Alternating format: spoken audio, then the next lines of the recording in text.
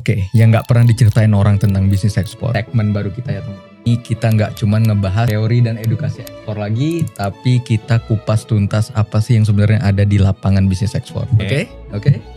Kita spill aja supaya orang nggak gampang kemakan ekspor itu gampang, Bang. Tapi sebelum kita bahas itu, kalau kita bicara tentang bisnis, biasanya orang-orang tuh hanya akan melihat pasar yang ada di negara mereka. Indonesia contohnya, kita hanya melihat pasar Indonesia. Padahal sebenarnya banyak pasar yang memang jauh lebih besar untuk bisa kita target. Biasanya kita sebut adalah pasar ekspor atau pasar ke arah luar negeri. Dan menariknya, banyak sebenarnya produk Indonesia yang diminati di luar negeri. Masalahnya bukan di produk yang tadi disebutkan, tapi masalahnya banyak orang Indonesia yang tidak mengerti tata cara untuk melakukan bisnis ekspor sampai bisa keluar negeri. Untuk bisa masuk ke pasar global, bukan hanya menunggu sampai semuanya sempurna, tapi teman-teman harus mulai belajar, teman-teman harus mulai membaca, mulai bergerak, mulai ambil peluangnya. Dan kalau kalian ingin memulai langkah itu, kalian bisa bergabung bersama kami di Futra. Oke, kita ke bagian 1.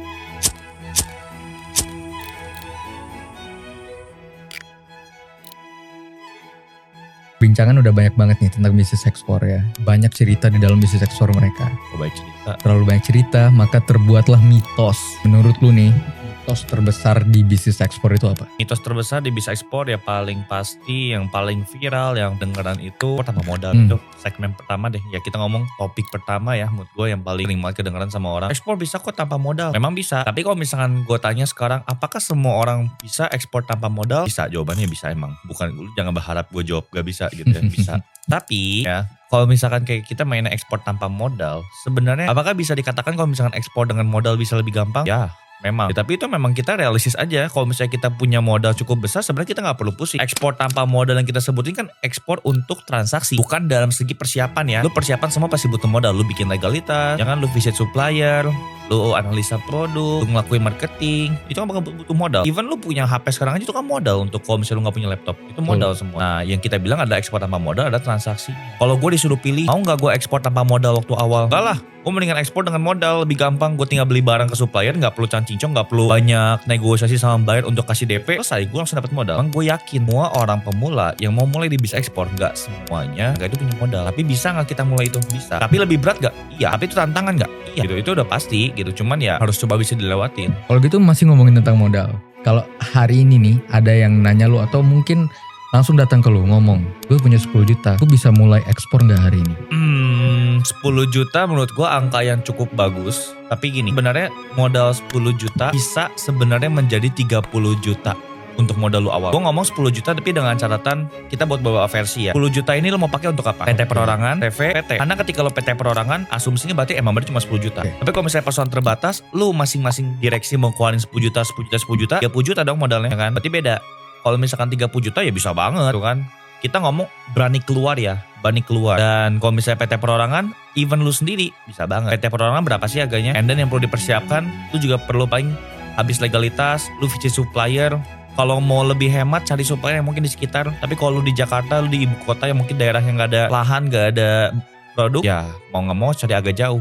Jadi sebenarnya ini lebih potensi kalau di daerah gak? Iya. Tapi orang-orang daerah minusnya, fakta di Indonesia, orang-orang yang mungkin di daerah mungkin gak begitu melek teknologi. Nah itu yang memang jadi problem kita. Itu yang harus kita selesaiin sampai sekarang. Kalau kita ngomongnya per orang 10 juta tapi dengan persoalan terbatas, ya 30 juta kita let's say kalau 3 orang ya kepalanya. Dan gue lebih seneng kalau misalnya pakai persoalan terbatas juga sih.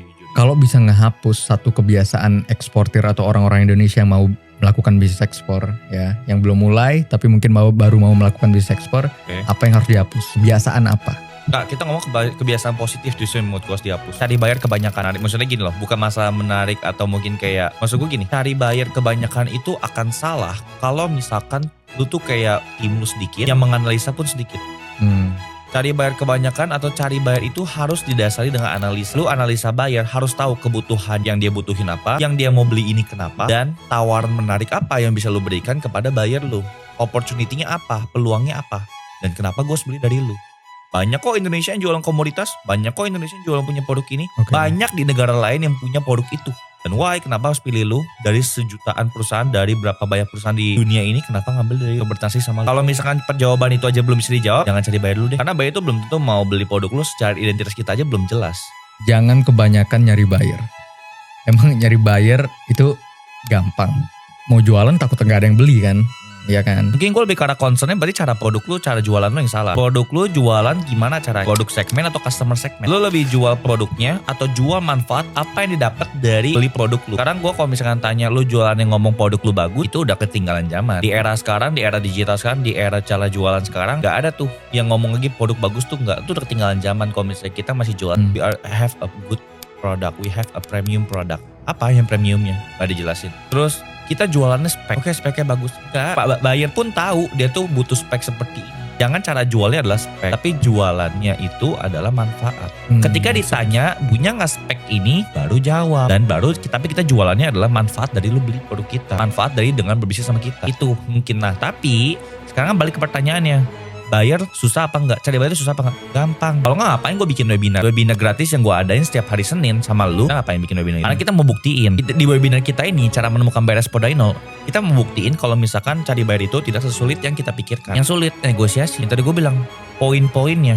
Gimana cara lu jualan, gimana cara lu menunjukkan identitas lu sebagai eksportir. Megang identitas sebagai eksportir itu bukan hal yang kayak, oke, gue eksportir, enggak segampang itu. Gue bikin NIB, oke, berarti gue sudah dinobatkan sebagai eksportir, enggak. Lu mau sekali komunikasi sama event yang influencer gede di dunia ekspor dan lu dijawab satu pertanyaannya, apakah langsung menjadi eksportir dengan lu udah ngerti? Enggak. Karena butuh proof. Butuh bukti. Buat lo jadi eksportir yang bisa dipercaya identitasnya, itu butuh banyak hal yang memang harus kita perhatikan. Identitasnya, contoh, lo harus ngerti tentang berbisnis bagaimana, lo harus mengerti bagaimana cara berkomunikasi atau bernegosiasi, lo harus mengerti bagaimana cara marketingnya, terus juga lo harus pikirin juga strategi yang tepat seperti apa, gimana cara ngehandling pengiriman supply chain supaya nggak telat, cara manajemen produknya, produksinya sesuai QC-nya, itu harus bisa, itu manajemennya. Jadi kalau misalkan ada eksportir kayak nanya, kok kalau misalkan kita udah kirim barang nih, tapi suppliernya bermasalah, nah itu salah lu.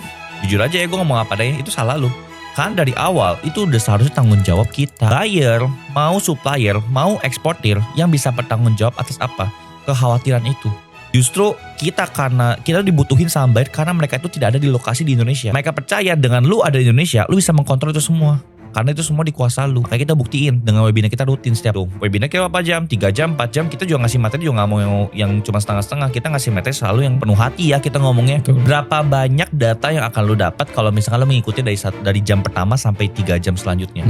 Pasti banyak gitu. Jadi gak boleh lagi tuh anak komunitas Futra nih teman-teman lihat ya, Futra itu udah gak boleh lagi ada yang ngomong cari bayar itu susah. Gimana sih cara cari bayar? Itu berarti lu belum pernah ikut webinar yang pertama. Dan lu, karena kalau lu udah masuk ke dalam komunitas kita, gua rasa pertanyaan cara cari bayar itu udah gak akan ada pertanyaan muncul lagi. Kecuali kok gue udah dapat bayar tapi gak closing. Nah itu gue baru setuju. Karena yang paling susah itu adalah negosiasi, menunjukkan sisi identitas yang dari tadi gue sebut kepada buyer. Gimana caranya buyer bisa percaya sama lu, itu momennya. Dan ya, keresahan kita ya, teman-teman kita ini banyak yang mau terjun ke dunia ekspor ya, ke bisnis ekspor, tapi kebanyakan kemakan sama cerita-cerita manis ya, kata-kata manis dari kebanyakan orang ya, dari kebanyakan influencer juga yang ngomong tentang manis-manisnya aja. Oke, di sini kita bakal ngasih tahu ya, kita bakal garis bawahin faktanya. Oke, gimana sih realitanya di dunia ekspor? Bagian 2.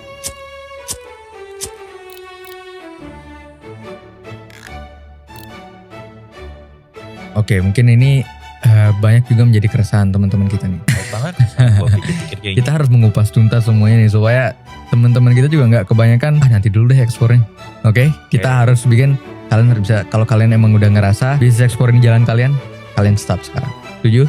Ya, jangan cuma nonton doang, habis ini nggak ngapa-ngapain ya. Habis ini tuh harus langsung action, harus mulai action. Serius. Kalau misalkan tonton nih selesai terus sudah oke ya, lanjut buka TikTok, scrolling atau apa, mendingan kata gue gunakan lebih bijak, langsung buka laptop kalian atau buka device yang kalian gunakan untuk ekspor ini. Mau cari bayar kayak, mau persiapin diri lah, lakuin gitu. Karena gue rasa juga kayak nanti ketika video YouTube ini udah tayang atau video ini udah tayang, kalian udah bisa akses di website kita fotoexport.com, udah bisa verifikasi supplier. Sebenarnya dengan kalian verifikasi supplier di fotoexport.com, di situ kalian sudah bisa kayak anggaplah kayak belajar. Oke, untuk gue menjadi eksportir yang siap, untuk gue menjadi eksportir yang siap, gue rasa itu udah sebenarnya udah jadi patokan buat mereka. Oh, ini loh list-list yang perlu gue siapkan untuk menjadi eksportir tepat tuh. Ini eBay, punya produk katalog, punya company profile, udah punya media untuk pabrik, udah punya kapasitas supply-nya, sertifikatnya apa aja yang diperluin. Itu udah gue list sebenarnya verifikasi supplier, itu lengkap banget. Itu lengkap banget. Sebenarnya dengan teman kayak ngerasa, oh kok gue nih belum ada, oke ini gue siapin. Sangat mempermudah teman-teman. Iya itu bakal mempermudah banget. Kita bisa jamin. Ya, coba buka aja foodexport.com, buka yang verifikasi supplier, login, sign up, gratis. Gampang juga, Iya gampang. Gampang juga, oke. Pernah nggak hampir kehilangan buyer? Pasti sering banget sih, tapi yang paling fatal apa penyebabnya? Lebih tepatnya mungkin ketika ngomongin kehilangan buyer, gue lebih ke arah gue yang merelakan buyer gue pada saat itu. Kita ngomong hampir ya, tapi berarti kan jadinya closing sama gue. Kenapa gue ngomong gue merelakan buyer gue pada saat itu? Karena pada saat itu kesalahan yang pertama yang gue lakukan adalah gue tidak visit supplier itu. Gue asal dapat proyek and then gue langsung ngomong, oke, gue bisa cariin. Ya waktu itu produknya adalah jahe. Oh ini belum sama gue nih, pantas gue nggak tahu ceritanya nih. Iya, ini belum sama lu. Ini gue sendiri. Waktu itu gue ekspor jahe, tapi waktu itu gue kayak langsung aja. Gue langsung action aja, gue langsung mulai. Gue ngomong, dia bilang, gue butuh jahe nih, ginger yang 11 ya. Kita butuh jahe gajah dia segala macam. Gue mau bisa, nanti gue cariin pokoknya di Indonesia. Karena gue cuma sekilas lihat Google, oke langsung bisa. Gue langsung kontak supplier, oke bisa, aman segala macam. Tapi ternyata, kenapa gue merelakan buyer gue ini hampir kehilangan lebih tepatnya? Karena gue ngomong gini, ketika sudah sampai terima payment, bahkan ya, ketika gue terima payment, itu pertama kalinya gue datang ke supplier gue. Yang dimana pada saat gue datangin supplier gue, itu berbeda foto. Dan supplier ini bohong ke gue bahwa dia adalah katanya pemilik si perkebunannya, pemilik tempat untuk QC-nya, pemilik gudangnya, itu dia yang bilang punya. Ya gue ulik-ulik segala macam. Pertama itu adalah foto, dia tuh adalah si pengepul, tapi bukan pengepul, kita ngomong kayak trader juga lah ya. Tapi yang dia kasih ke gue adalah mungkin foto gudangnya yang lain ya, kita ngomongnya ya. Atau mungkin foto gudang orang yang diambil dari cuplikan video komunitas layar atau gimana, gue gak ngerti. Dia ambil and then jadi beda total. Dan pada saat itu buyer udah gue udah kan dikasih uang sama buyer gue gak bisa lagi pada saat itu ya gue gak bisa ngelak ya, maksudnya ini udah terima uang nih, gimana kalau misalkan ini jadi kasus atau apa gitu kan jadi gini, gue juga milih, aduh buyer kasih uang ke gue, gak mungkin dong gue ngasih ke supplier gue yang gak kompeten, gue takut, makanya gue balikin dengan ada kompensasi, gue ada kerugian sedikit, gue ngomong ini kayak baiknya kalau misalnya gue balikin gimana, karena gue ngomong gue feel sorry, gue rasa gue gak layak buat tampil di project ini, gue gak mau maksain, karena gue admit, gue akui, gue ngomong ke buyer gue akui kalau misalkan di sini gue gak kompeten, ini supaya pertama kali gue datengin, karena memang Miso juga tahu ya, ini kan sebenarnya ini bayar lama gue, udah tahu gue, tapi ya selama ini prosesnya bayarnya briket, dia tuh punya teman minta bayar jahe, referral ya? Iya referral. Nah pada saat itu ya udah gue mikir, tapi gini, untuk menjaga ini kayak gue juga gak mau ngerusak hubungan lu sama temen lu, dan gue juga gak mau ngerusak hubungan gue sama lu. Gue feel sorry ya, karena mungkin tau lah specialty gue kan sama ini di briket, jadi gue terima jahe ini sebenarnya udah keserakahan gue. Ini bukan produk yang gue unggul dari awal, gue butuh waktu. Nah itu yang gue pelajari, gak bisa tuh dari awal gue belajar, dari awal gue udah belajarin produk apa, tiba-tiba gue main palu gada ke produk lain dengan secepat itu cuma karena bilang ada order. Jangan segampang itu langsung ganti, karena bener-bener lo harus visit supplier, lu cek dulu, validasi, itu tuh dipegang tanggung jawabnya sama buyer. Apalagi buyer gue validasi teman-teman. Apalagi waktu itu gue udah di DP kan sama buyer gue gak enak dong kalau misalnya kondisi jadi kayak gitu. Tapi untungnya bayar gue gak apa-apa, gue kasih lo waktu. Gue sebenarnya dia udah pertama kasih dia, Mister kayak gue bener-bener gak sanggup nih, gue bener-bener gak sanggup kayaknya. Dan akhirnya tiba-tiba komisaris gue pada saat itu yang ngomong, kayaknya ada di kenalan gue pengepul jahe ya, dia daerah Subang. Ya udah gue mikir ya dah kayaknya gue coba lagi ya, tapi sebelum ini gue make sure dulu, karena gue gak enak nih, uang si bayarnya masih di tangan gue sampai saat ini. Gitu udah sempet gue mau transfer balik coba lakuin dulu aja. Ya udah pada saat itu gue mikir coba dulu, dan akhirnya untungnya goal gitu. Tapi dari closing itu jujur aja ya, gue mau apa deh, kontrak nggak lanjut nggak, tapi setidaknya gue udah closing. Jadi gue pengen nanya lu nih, oke, supaya teman-teman kita ada bayangan juga, oke, walaupun nanti sudah negosiasi dengan buyer ya, mungkin udah hampir mau deal ya, mungkin gue pengen lu nyeritain lu pernah nggak nolak kontrak yang besar sama buyer lu, dan kenapa lu nolak? Kalau pertanyaannya kenapa gue nolak si klien gue ini ya, maksudnya karena mungkin kasih bayangan dikit lah berapa dan apa waktu itu produknya. Waktu itu gue tuh lagi masa perang Ukraine sama Rusia. Terus gue dapet kontrak waktu itu yang sangat besar. Waktu itu dapet kontrak soybean, sunflower oil, and canola oil ya, yang dimana di Indonesia tuh nggak ada. Dan waktu itu gue dapet kontrak itu kasarnya kalau gue ini goal udah itu mah McLaren kayak udah dibawa biji di depan ya gitu gue ngomong. Ya, pensiun dini itu benar-benar pensiun dini kayak soalnya karena produknya mahal banget. And gue hitung-hitungan tuh udah hitungnya benar-benar gue sampai mikir, gue sampai hitung itu 3 kali. ya hitung 3 kali. Yang 3 kali itu bukan hitung singkat, tapi benar-benar hitungnya itu bisa sampai 5-6 jaman barengan. Benar-benar diaudit semua, karena yang bikin ribet kenapa ngitungnya lama, dia minta packaging itu total yang kasarnya ada 4 packaging, yang ada yang packaging 1 liter, ada 1,5 liter, ada 20 liter, ada 25 liter, dan masing-masing permintaan itu bisa sampai ribuan, 1 liternya berapa ribu, dan itu ada banyak banget produknya. Nah, yang dimana pada saat itu setelah gue pikirin lagi resiko yang ada, gue tuh disuruh buat ambil yang gitu bisa menyuplai itu hanya di Tanzania. Minimal Tanzania itu menjadi salah satu titik di mana ya perang itu ada di sana dan gak ada jalur untuk ke sana. Gue udah sampai nanya tuh perusahaan travel apa segala macam, visa gue apa bisa nggak apa segala macam. Is that why kenapa harganya mahal banget? Karena supaya cuma ada di Tanzania dan di tengah-tengah perang. Mungkin pada saat itu gue mungkin ada ya di tempat lain ya selain Tanzania. Cuma mungkin gue kedapatnya dari seluruhnya supplier yang gue dapatnya orang Indonesia, tapi orang Indonesia yang punya koneksi ke Tanzania. Oh, oke. Gitu. Orang Indonesia punya koneksi ke Tanzania. Jadi ya ada lewatin beberapa siklus lah. Dan gue sampai bolak-balik, kebetulan si orang ini waktu itu ada di Jatiwaringin. Gue bolak-balik waktu itu ke Jatiwaringin sampai beberapa kali untuk memvalidasi juga. Gue pengen pegang nih orang juga. Takutnya macam-macam kan. Sama, tapi kesalahannya itu gue jadi nggak yakin, nggak pede karena ini dapat bayar dadakan nih. Gitu, dapat bayar dadakan. Nah, gue jadi ngerasa nggak bisa. Gitu, nggak bisa buat nge-handle proyek. Itu terlalu beresiko. Jadi alasannya kenapa itu mungkin terlalu beresiko ya. Pertama, terlalu jauh supply-nya, gue nggak bisa controlling. And then lagi situasi memanas kayak gitu kan. Gue tolak gitu jadinya.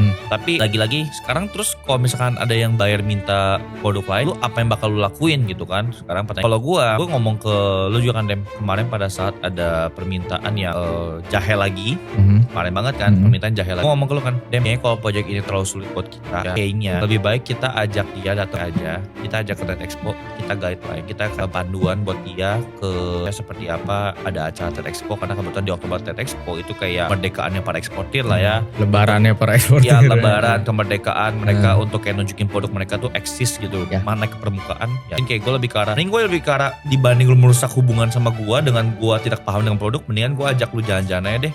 Nanti next proyek, asal lu udah tahu gue handlingnya profesional, lu udah tahu gue tuh bakatnya di produk apa, baru kita lakuin proyek yang lain. Tidaknya gue nggak ada batin, gue nggak ada pikiran kayak gue nggak mau. Ini satu hal teman-teman. Pengen nambahin sebenarnya masih ini closing. Intinya apa yang ada di media, jangan teman-teman telan mentah-mentah. Bayar itu susah dicarinya. Jangan segampang itu ditelan ya, karena masih banyak yang harus kita kadang analis lebih dalam. Even bukan bisnis ekspor doang, tapi di bisnis yang lain kayak, bisnis ini cuan apa segala macam. Di situ jangan FOMO. Oke, itu aja teman-teman. See you di Kupas Realita Ekspor bagian pertama. Kita ketemu lagi di episode kedua nanti. Oke, thank you. Bye bye guys.